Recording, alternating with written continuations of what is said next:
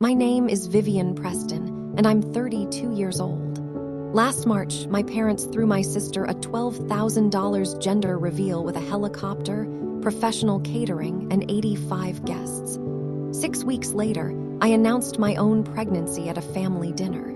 My mom looked at me across the table and said, "Don't expect the same. You married beneath us." My dad didn't look up from his plate. My sister started talking about her nursery wallpaper. My grandmother set down her fork and stared at my mother without blinking. I didn't say a word. I picked up my keys, took my husband's hand, and we left. But my grandmother had been watching, not just that night, for 30 years. And 7 months later, at a baby shower my best friend threw because my family couldn't be bothered, she handed me a sealed envelope that brought my parents to my front porch on their knees, begging for forgiveness, and for something they'd always assumed was already theirs.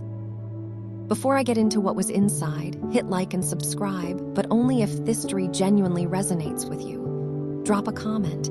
Where are you watching from right now? And what time is it there? I read everyone. Now let me take you back to that gender reveal. The night 85 people celebrated my sister while I stood in the corner, 4 weeks pregnant, completely invisible. My sister Brooke is 4 years younger than me, 28, married to Tyler Ashford. Yes, those Ashfords, the family that owns every car dealership between Raleigh and Wilmington. When Brooke got pregnant, my parents treated it like a royal announcement. The gender reveal was held at a rented estate outside town. I'm talking a 200-acre property with a wraparound porch longer than my entire street. My father hired a helicopter to drop colored confetti from 300 FT. Catering was steak and lobster from a Raleigh chef. A DJ, a professional photographer, 85 guests, most of whom I barely recognized. I stood near the back table next to the sweet tea station. 4 weeks pregnant myself, though I hadn't told anyone yet. My stomach wasterning, partly morning sickness, partly something else. My father clink-egged his glass and stood in front of the crowd. "This is what family is about," he said, voice cracking just enough to sound rehearsed. "Brooke, Tyler, you've given us everything to be proud of." 85 people clapped. The helicopter banked low. Pink confetti exploded across the sky, and the crowd screamed like it was the 4th of July.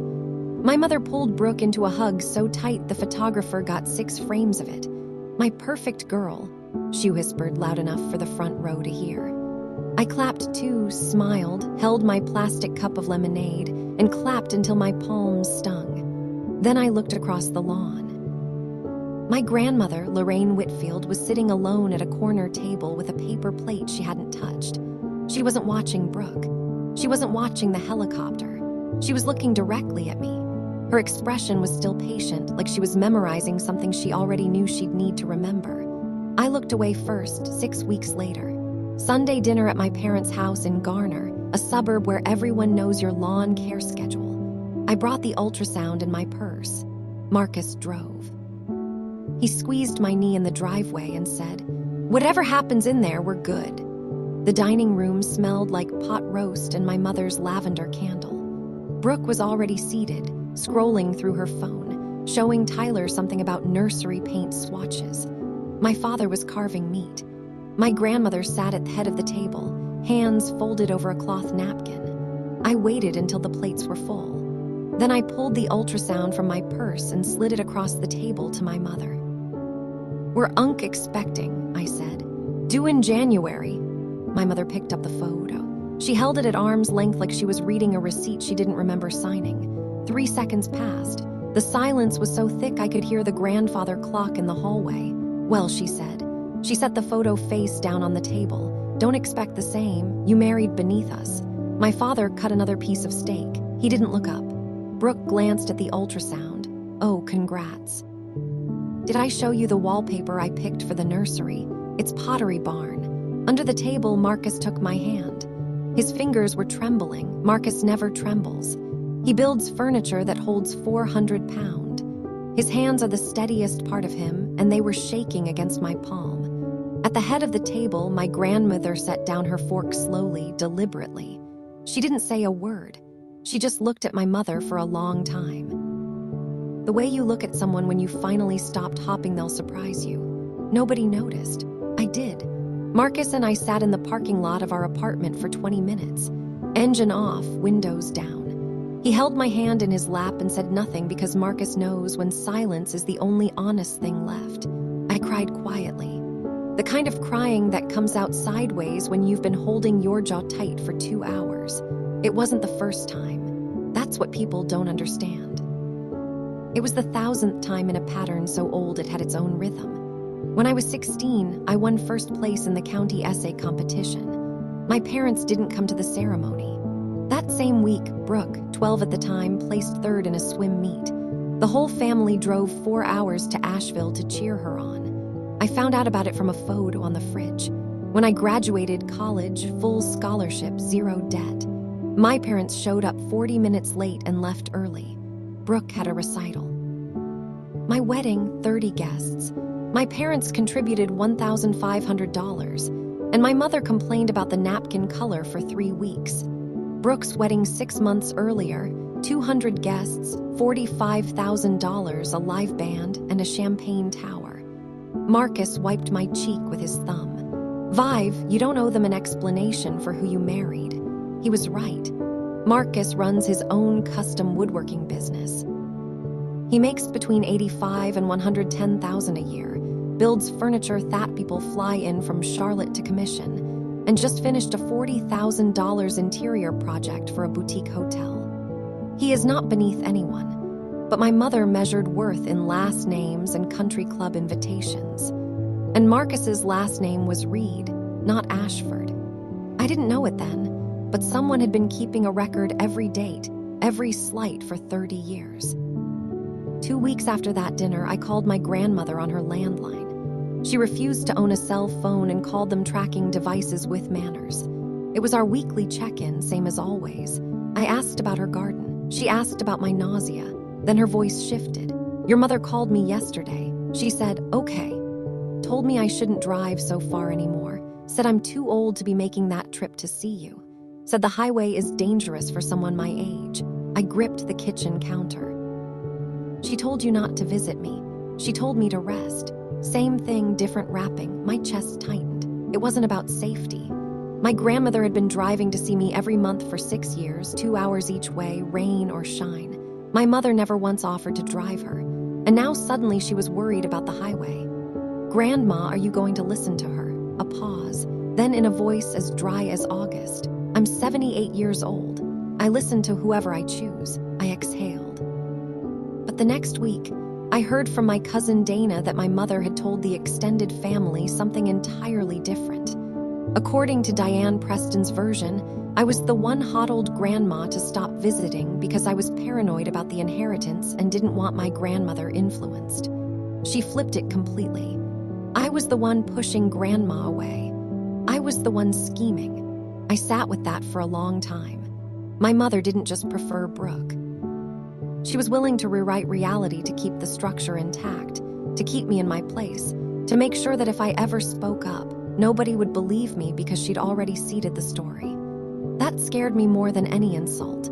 It was my best friend Jolene who told me. She called on a Wednesday morning and I could hear her packing, her sneakers squeaking against linoleum, which meant she was on a break at the hospital. I need to tell you something and you're going to be angry. Go ahead. Your mom was at the women's brunch at church last Sunday, 12 women. She told the entire table that Marcus has no health insurance, that he does odd jobs for cash, and that you married him because you needed somewhere to live. I set my coffee down. She said that verbatim. Laura Kendall was sitting right there. She texted me after. Everything my mother said was a lie. Marcus carries full business insurance. His clients sign contracts. He pays quarterly taxes. He is not a handyman doing odd jobs. He is a craftsman with a 6-month wait list. My mother knows all of this. She's been to Marcus's workshop. She's seen his client list pinned to the wall. She chose to lie anyway.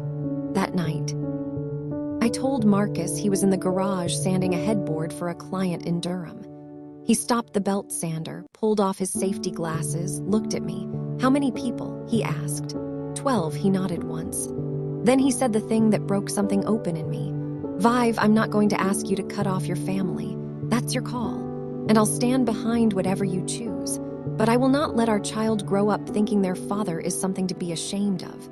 That's my line. I stood in the garage doorway, saw dust floating in the light behind him, and he understood. This wasn't just about my feelings anymore. Marcus had drawn a boundary, and he was right to draw it. The question was what I was going to do with mine. The answer came to me sideways, the way most truths do, not through confrontation, but through a piece of mail I wasn't supposed to see. I drove out to Grandma Lorraine's beach house in the Outer Banks for my bi-weekly visit. She was in the kitchen making her lemon pound cake, the one she'd been baking since before I was born. I was sorting her mail, something I always did because her arthritis made it hard to tear envelopes. Halfway through the stack, I stopped. A thick envelope from a mortgage brokerage in Raleigh, addressed not to my grandmother, but to Richard Preston, care of her address. I held it up. Grandma, why is Dad getting mail here? She didn't turn from the counter. Your father came by last week, brought paperwork, wants me to sign off on a refinance, says he needs the house as collateral to expand his hardware stores. I set the envelope down like it was hot. He wants to borrow against your house. He called it a family investment. She cracked an egg one-handed, the way she'd been doing for 50 years. Funny how it's always a family investment when someone else's name is on the deed. My mind was racing. My father ran 3 hardware stores across Johnston County. I knew the expansion had stalled. Supply chain issues, a contractor dispute, but I didn't know he was leveraged enough to need $1 million beach house as a backstop. Did you sign anything? I told him I'd think about it. He left without hugging me. She turned around, wiped her hands on her apron, looked at me with that expression, clear, calm, stripped of pretense. Vivian, you think I don't see what's happening? I see everything. I just haven't decided what to do about it yet. She had. I just didn't know it. Let me pause here for a second. I know some of you are watching this and thinking, why didn't you just confront your parents right there? I get it. But when you grow up in a family where every act of self-defense gets relabeled as disrespect, you learn to pick your moment. And my moment hadn't come yet. If you've ever had to choose between keeping the peace and protecting yourself, tell me about it in the comments. I read every single one. Okay, let's keep going.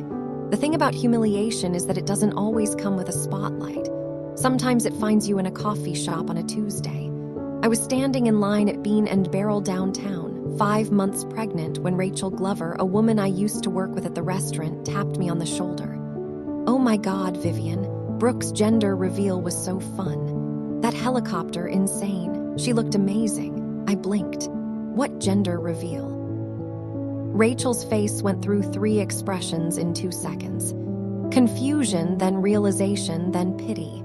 The pity was the worst. You weren't there. I wasn't invited. Oh, she looked at her shoes. I'm sorry. I just assumed. I smiled, ordered my decaf, walked to my car, sat behind the wheel, and let it hit me. 85 people in my town knew about my sister's party. My mother's church friends, my father's business contacts, neighbors, the whole network, and I, her sister, had no idea it happened until a stranger mentioned it at a coffee counter. I called my mother that afternoon, kept my voice even. Mom, I just found out about the gender reveal. I wasn't invited. Oh, honey, I thought Brooke sent you something. Maybe the mail got lost. It was an e-invite, Mom, through an app. Silence. Well, maybe she forgot. You know how busy she's been. 85 people, Mom. She forgot her sister. A sharp breath on the other end, then the pivot. The one she'd perfected over decades. Don't make this about you, Vivian. You always do this. She hung up. I stared at my phone. The screen went black and I saw my own face reflected in it. Tired, pregnant, still somehow expecting a different answer from the same people. That was the last time I called her. Jolene sent me the screenshots 3 days later. 47 photos on Facebook. An album titled The Most Magical Day with a pink heart emoji. Brooke glowing in a white dress. Tyler with his arm around her. The helicopter mid-drop. Confetti frozen against a blue sky. My parents beaming, arms linked with the Ashfords. The caption read, "Blessed beyond measure." Thank you, Mom and Dad, for the most magical day. Best family ever. She tagged my father, my mother, Tyler, Tyler's parents, 15 friends, 3 cousins, 2 neighbors, even the DJ. She did not tag me, she did not mention me. In 47 photos and 300 words of gratitude, I did not exist. I scrolled through the comments. Most were congratulations, fire emojis, heart eye faces. Then I found one from my Aunt Patty. Where was Vivan? My mother's reply posted 14 minutes later. She wasn't feeling well. I was perfectly healthy that day. I was 4 weeks pregnant and at home eating leftover pasta because nobody told me there was a party. She just lied. I said to Jolene on the phone in writing to the whole family. I screenshot everything. Jolene said, "You want me to?" "No, just keep it." I kept scrolling. Somewhere near the bottom of the album was a wide shot of the crowd. And in the far left corner, barely visible, almost cropped out, my grandmother sat alone at her table. Her plate was untouched. She was not smiling.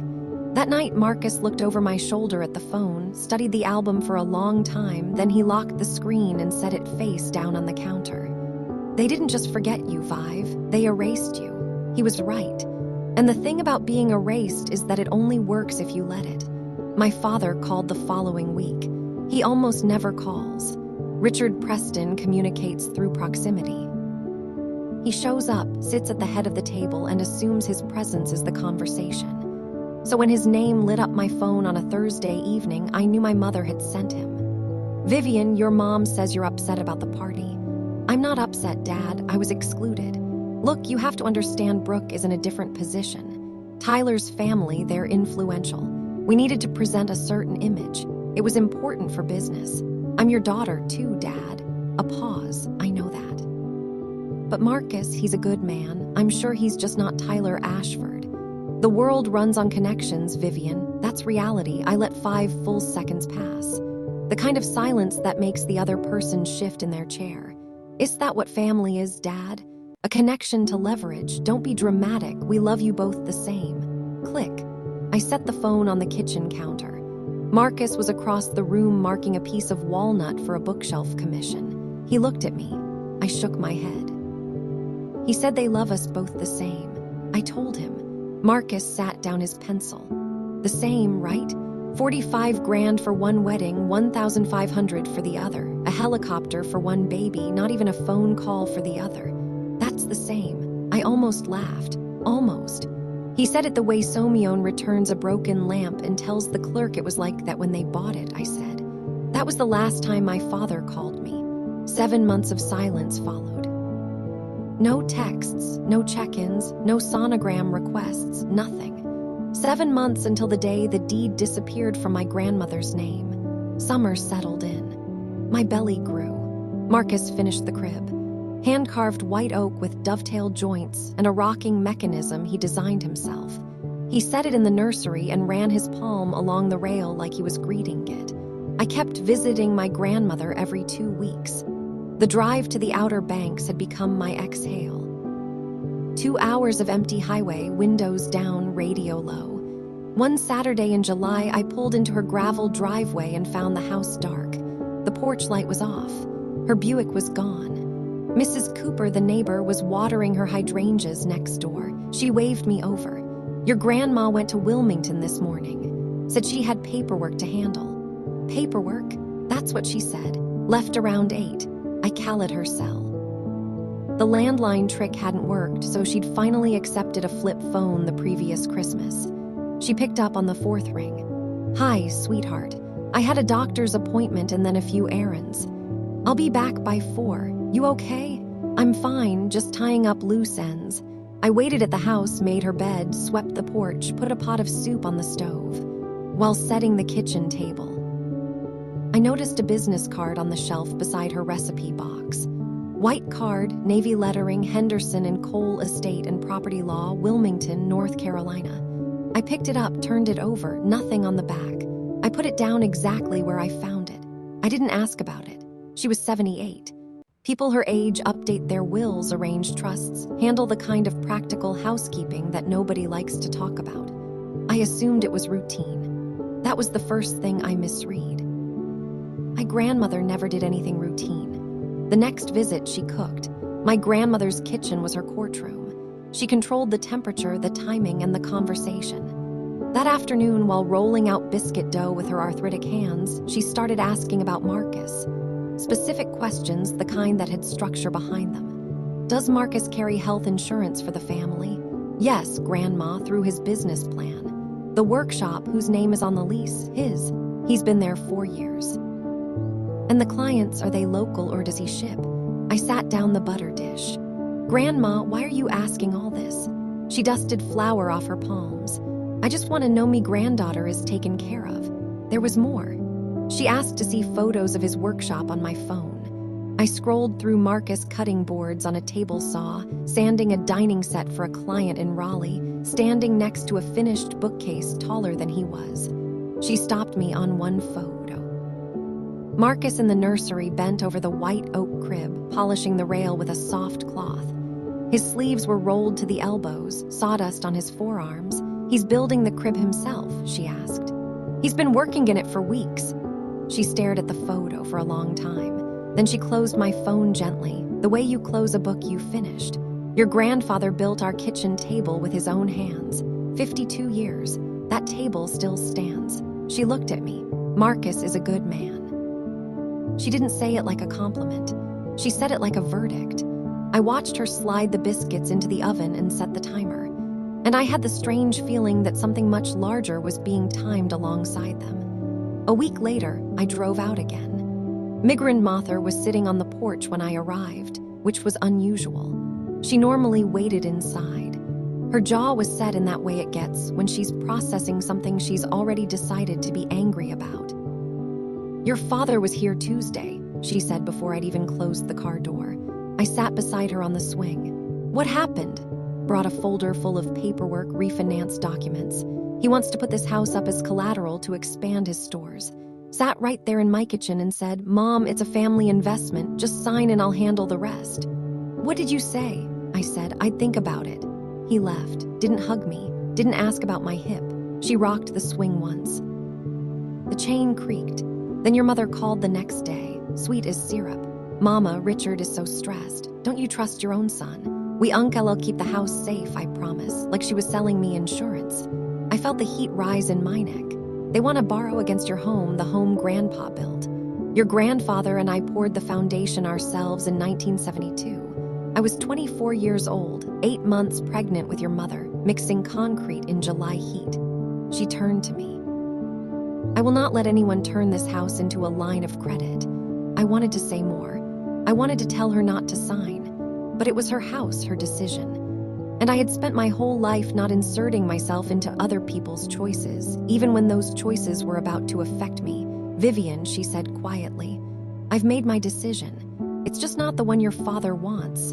I didn't ask what it was. I wish I had. Hold on. I want to ask you something real. If your parents were trying to use your grandmother's home as a bargaining chip while telling the whole town your husband wasn't good enough, what would you do? I didn't have the answer then. Honestly, I'm not sure I have a perfect one now, but my grandmother did. She'd already made her move. If you think you know what she did, drop your guess in the comments before you keep watching. I'll wait. Okay, here's where things escalate. My parents throw a 4th of July barbecue every year. It's their performance. The one day Richard Preston opens his wallet and Diane Preston opens her arms, and they play the part of the family everyone wishes they had. 40 guests, red, white, and blue tablecloths, ribs on the smoker since dawn. I almost didn't go. Marcus almost didn't let me, but my grandmother would there, and I hadn't seen her in 2 weeks, so we drove out. The moment we walked into the backyard, I felt the temperature shift. My mother was standing by the drink table with a woman I didn't recognize. This is Brooke, our daughter, she said, gesturing like a game show host. And Tyler from the Ashford family, she paused, turned to us. And that's Vivian and her husband. She didn't say Marcus' name. In front of 40 people, she introduced her son-in-law by bloodline and her other son-in-law by ellipsis. Tyler's father, Bill Ashford, shook Marcus's hand. So what do you do, Marcus? Custom woodworking, furniture, cabinetry, built-ins. Bill raised his eyebrows. Oh, like a carpenter. My father chuckled. Jesus was one too, right? The table laughed. Marcus didn't. He held Bill Ashford's hand for one extra second, looked him in the eye, and said, "Something like that." Then he let go and pulled my chair out for me. Later, Brooke was showing a Circle Off women photos of her nursery. $25,000 professionally designed wallpaper hand-printed from Italy. Someone turned to me. "And your nursery, Vivian?" "My husband is building the crib himself," I said. Silence. Then my mother filling it the way she fills every silence she finds uncomfortable. "Well, isn't that resourceful? A word that sounds like a compliment if you're not listening closely. After the fireworks, my mother gathered everyone on the front porch for what sheckled the family photo. She arranged the lineup herself. Richard in the center, Diane beside him, Brooke on his other side. One hand on her belly, Tyler behind her, hand on her shoulder, the Ashfords flanking the edges. A neighbor with a good camera stood on the lawn. I stepped forward. My mother held up her palm like a crossing guard. "Oh, honey, we LL do another one with everyone after. This is just the immediate group. I am her immediate family. I am her firstborn daughter." I was standing 6 feet away, 6 months pregnant, and she waved me off like I was a guest who'd wandered into the frame. The camera clicked. 3 shots, 4. Brooke laughed at something. Tyler whispered. My father beamed. There was no second photo. There never was. 40 people saw it. Some looked away. A few raised their eyebrows at each other. My Aunt Patty opened her mouth, then closed it. My grandmother was sitting on the porch swing at the far end. She had a clear line of sight to the entire scene. Her hands were folded in her lap. Her face was perfectly still. I walked back to the table where Jolene was sitting. She took my hand under the tablecloth and squeezed it once. She didn't say anything. She didn't need to. Marcus was already at the car. I found him leaning against the driver's side door, arms crossed, jaw locked. "We're not coming back here," he said. "I know." We pulled out of the driveway in silence. In the side mirror, I caught one last image. Migrand Mather standing up from the swing, watching our tail lights disappear down the road. She looked like someone who just finished deliberating. The phone rang at 10 that night. I was lying on the couch with a pillow between my knees and Marcus's hand on my ankle. The caller ID said, "Laureen Whitfield, home." "Grandma." Her voice was low, steady, but there was a tremor underneath. The kind that comes from restraint, not weakness. "Vivian, I saw what happened today." "Grandma, I'm fine." "Really, it is not fine." She cut me off clean. No anger, just clarity. "I watched your mother push you out of a photograph in front of 40 people. I watched your father laugh at your husband's profession. I watched your sister act like you were a stranger at your own family's table. And I have been watching variations of this for 30 years. I couldn't speak. My throat had sealed shut. "I'm done being quiet about it," she said. "Grandma, please don't fight with Mom over me." "I'm not going to fight, sweetheart." A pause. "Fighting is for people who haven't made up their mind." The line was quiet for 3 heartbeats. "I've made up my mind." Then she said good night and hung up. I set the phone on my chest and stared at the ceiling. Marcus looked at me. What did she say? She said she made up her mind about what she didn't say. Marcus was quiet for a moment. "Then your grandmother doesn't make announcements she can't back up." He was right. In 78 years, Lorraine Whitfield had never bluffed. She didn't threaten. She didn't posture. She decided, she moved, and other people found out about it when the ground shifted under their feet. I fell asleep that night with one sentence circling my head like a slow orbit. "I've made up my mind." 4 months later, I found out what she meant. November. The air had turned sharp and my belly had turned enormous. 8 months. I hadn't spoken to my parents since the 4th of July. No calls, no texts, no Sunday dinners. The silence was the loudest sound in my life, and I was learning to live inside it. Jolene organized my baby shower. She did it the way Jolene does everything, efficiently, warmly, without asking anyone's permission. She booked the back room at Clementine's, a small coffee shop on Main Street with exposed brick and mismatched chairs. She invited 18 people. Friends from the restaurant where I work, 2 neighbors, a few women from Marcus' client network, and 3 of my college friends who drove in from Raleigh. No helicopter, no DJ, not catering crew. Jolene's mother baked the cake, lemon with cream cheese frosting, because she remembered it was my favorite. The flowers came from Jolene's own garden, clipped that morning, and arranged in mason jars. Someone brought a banner that said "Baby Reed" in yellow felt letters. My parents were not invited. Brooke was not invited. I didn't want to spend the one day dedicated to my child scanning the room for disapproval. Marcus set up the centerpiece, the white oak crib he'd built, polished and perfect, displayed on a table in the middle of the room like a piece of art. At 11:15, Jolene's car pulled up outside. She opened the passenger door and outstepped my grandmother. Lorraine Whitfield, 78 years old, in a blue cardigan and a hat I recognized, the one my grandfather bought her in Savannah the year before he died. She was carrying a sealed envelope in her left hand. She walked into that coffee shop like she was walking into church, deliberate, dignified, holding something sacred. It just didn't know what it was yet. The shower unfolded gently. Gifts were opened. Stories were told.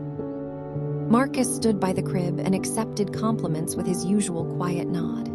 My grandmother sat in the corner chair Jolene had padded with extra cushions, sipping tea, watching everyone with those sharp gray eyes. After the last gift, she touched my elbow. "Come outside with me for a minute." We stepped onto the porch. The November air smelled like wood smoke and the last of someone's leaf pile. She reached into her cardigan pocket and pulled out the envelope, cream-colored, heavy, sealed with clear tape. "This is for you," she said. I opened it. My hands were shaking before I even tore the flap. Inside were 3 items. The first was a deed of transfer. Bet House, Outer Banks, North Carolina. Notarized, signed by Lorraine Whitfield. New owners, Vivian Preston and Marcus Reed. Appraised value $1.2 million. The second was a savings account statement opened in 1994, the year I was born. Monthly contributions, compounding interest, 32 years of growth. Current balance, $4.3 million. The third was a handwritten letter, 4 pages front and back in her careful cursive. I couldn't breathe. "Grandma, this is why she took my hand. I opened a matching account the day each of you was born. Brooke's account. Your parents withdrew the entire balance when she turned 18. They said it was for college. It went to her car, her sorority, her wedding fund. I let it happen because I thought they'd make it right." Shep paused. "They didn't, and mine." I never told them it existed. Her grip tightened. Some things are worth protecting in silence. Through the window, 18 faces watched us. None of them knew what I was holding, but every one of them could see I was falling apart. I read the letter that night, sitting cross-legged on our bed while Marcus slept beside me. My grandmother's handwriting was neat and unhurried, the kind of penmanship they taught in schools that no longer exist. Every entry was dated. June 14th, 2012, your high school graduation. I sat in the 3rd row. Your parents sat in the back and left before your name was called. I stayed. I watched you look for them in the crowd. I watched you stop looking. September 2016, your first apartment. You moved in alone. You carried your own boxes. Your parents drove Brooke to orientation at Chapel Hill the same weekend. They bought her a mini fridge and a bedside lamp. You got a text that said, "Good luck." March 2023, your wedding, 30 guests. Your mother complained about the napkins for 3 weeks. I danced with Marcus. He held my hand like I was glass. That's when I knew he was the one. March 2025, 85 guests for your sister's gender reveal. 0 for you, I counted. The last paragraph filled the final half page. "Vivian, I have loved you the way your parents should have, quietly and without condition. This house and this money are not a reward. They are a correction. You were never beneath anyone. You were always the one who showed up. To my door, to my doctor's appointments, to my kitchen on Saturday mornings when no one else remembered I was alive. You are the reason I still bake. Grandma Lorraine." I folded the letter along its original creases, set it on my nightstand. Marcus stirred. "You okay?" he murmured. "My grandmother kept score for 30 years," I whispered. "And I won." He pulled me close. The baby kicked between us. And 200 miles away, my parents had no idea what had just changed hands. 2 weeks later, it happened. I didn't orchestrate it. I didn't plan it. My parents lit the fuse themselves. Richard called my grandmother on a Tuesday morning. I know the exact conversation because she recounted it to me word for word that evening. And my grandmother does not paraphrase. "Mom, I've got the refinance documents finalized. When can I bring them for your signature?" "You can't, Richard. The house is no longer in my name." 10 seconds of silence. "What do you mean it's not in your name?" "I transferred the deed to Vivian and Marcus. It's been notarized, recorded with the county, and filed with my attorney. It's done. You gave it to her." His voice cracked. "Mom, that house was supposed to what? Be your collateral." Her tone didn't waver. "That house was never yours, Richard. It was mine. Your father and I built it with our hands. And now it belongs to someone who never once asked me for a thing." He hung up on her. Within the hour, my phone began buzzing. 14 missed calls from my mother in 2 hours. I let everyone go to voicemail. I sat at the kitchen table watching the screen light up and go dark like a heartbeat monitor for a relationship that had been flatlining for years. 14 calls in 7 months of silence after I announced my pregnancy through an entire summer through holidays and milestones and ultrasounds. My mother had called me exactly 0 times. But the moment the house changed hands, 14 calls in 120 minutes. Marcus came in from the workshop, saw my phone vibrating on the table, and looked at me. "They found out," I said. He sat down across from me. "How do you feel?" "Numb and a little bit free." They came on a Sunday. Marcus and I were painting the nursery, a pale sage green he'd mixed himself. The doorbell rang at 3:00 in the afternoon. I wiped my hands on a rag and opened the door. My mother stood on the porch with mascara smudged under her eyes. My father stood behind her holding a brown paper bag. Inside it, I could see the edge of a picture frame. A family photo from when I was 5. The one where I'm sitting on his lap at the lake. Nostalgia as a negotiation tool. "I noticed Vivian, please." My mother's voice was raw. "We need to talk. Mama shouldn't have done this without consulting us. She didn't need to consult you. It was her property." My father stepped forward. His jaw was working. "Honey, the business expansion, I've signed contracts. If I don't have the collateral by January, I lose everything. 2 stores, 60 employees. I'm sorry about your business, Dad. Then give us the deed back. We'll work something out. A rental agreement, a lien, anything." My mother dropped to her knees on the porch right there on the concrete in November in front of God and the neighbors' security cameras. She grabbed my hand. "I'm sorry. I'm so sorry. Married beneath us. I didn't mean it. I swear I didn't mean it." I looked down at her. This woman who had excluded me from photos and lied about me to 12 church women and told my grandmother not to visit me. Kneeling, crying, holding my hand like it was a lifeline. "Which part are you sorry for, Mom?" I said quietly. The words or losing the house, she didn't answer. That silence told me everything I needed to know. Marcus appeared behind me in the doorway. He didn't speak. He didn't need to. He just stood there. Sawdust on his forearms, paint on his shirt, 62 of quiet, unshakable presence. "Stand up, Mom," I said it gently. "Please." She got to her feet, wiped her face with the back of her hand. "I am not giving the house back," I said. "Grandma made that decision with a clear mind and a licensed attorney. She's competent. She's lucid and she had her reasons. That is final. But the business," my father started. "Dad," I held up my hand. "You plan to use Grandma's house as collateral without telling me. You didn't ask how I was doing once in 7 months. You didn't call when I had my 20-week ultrasound. The only reason you're standing on this porch is the deed." He opened his mouth, closed it. "But I'm not you," I said. "I'm not shutting the door. If you want to be in this baby's life, really in it, not for holiday photos, not for social media posts, not because it looks good at church, then it starts with respect. For me, for Marcus, for this family we've built. Every visit is scheduled in advance. No dropping by unannounced.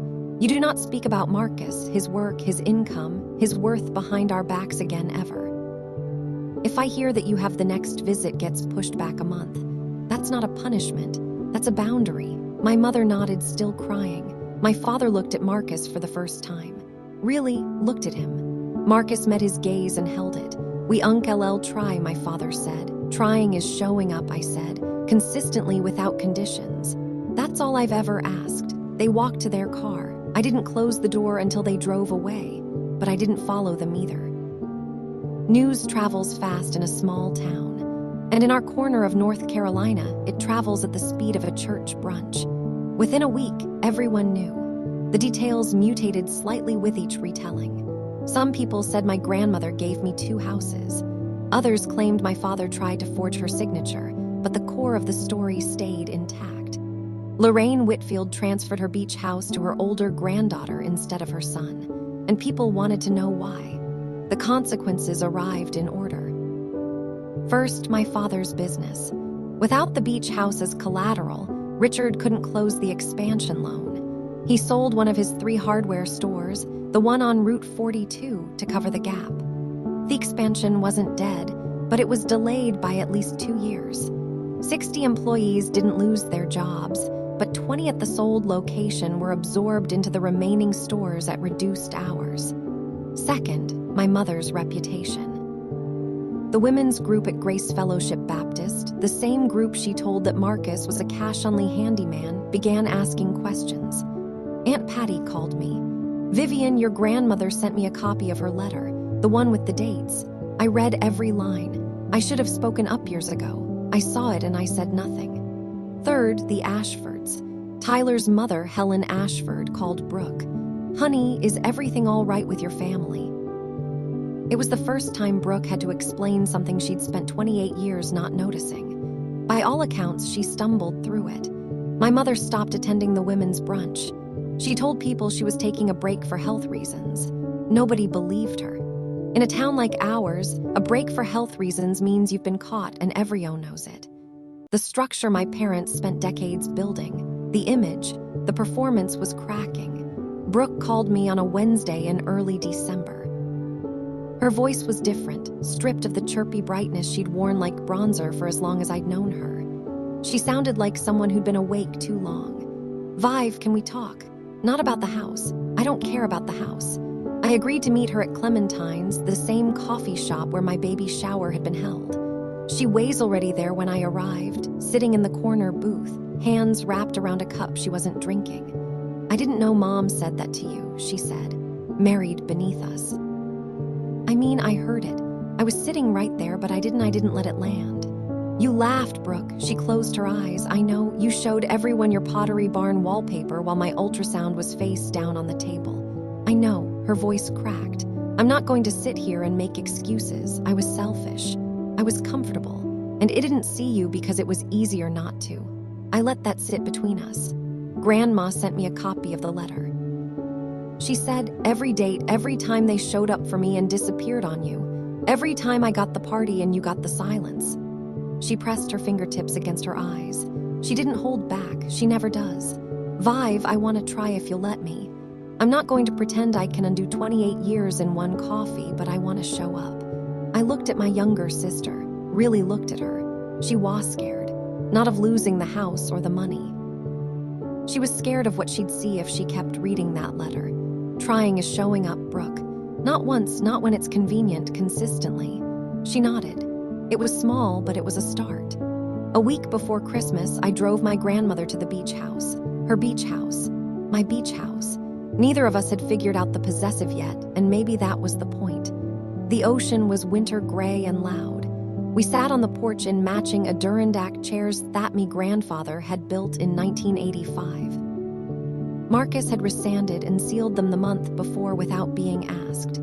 "Your grandfather bought this place in 1972, she said. $28,000. I told him he was crazy. He said, "One day our grandchild will sit right here and watch the same water." He was right. I looked at her. The wind was pulling at her cardigan. Her hands were in her lap, fingers laced together the way they always are when she's at peace. "Grandma, are you sure about this? This is your home." She turned to me and her eyes, gray like the sea, sharp like a woman who has outlived everyone who underestimated her, held mine. "This is my house, sweetheart. You are my home. There's a difference." I bit the inside of my cheek to keep it together. "I owe you an apology too," she said. "I should have spoken up sooner when you were little, when the pattern started. I kept thinking your mother would come around. She didn't, and I let years go by. You protected me, Grandma. You just did it your way." She nodded slowly. Then what are you naming the baby? We haven't decided. I like Margaret. It was my mother's name. I tested it. Margot Reed. She smiled. That sounds like a woman who won't take nonsense from anyone. She won't, I said. I'll make sure of it. The waves kept coming. The porch held steady. And for the first time in a long time, I felt the ground solid beneath me. Margaret Alina Reed was born on January 14th at 6:42 in the morning, 7 lb, 2 Oz, with her father's dark ice and her grandmother's grip. Marcus held her first. He cried without making a sound, tears running straight down into the collar of his scrubs.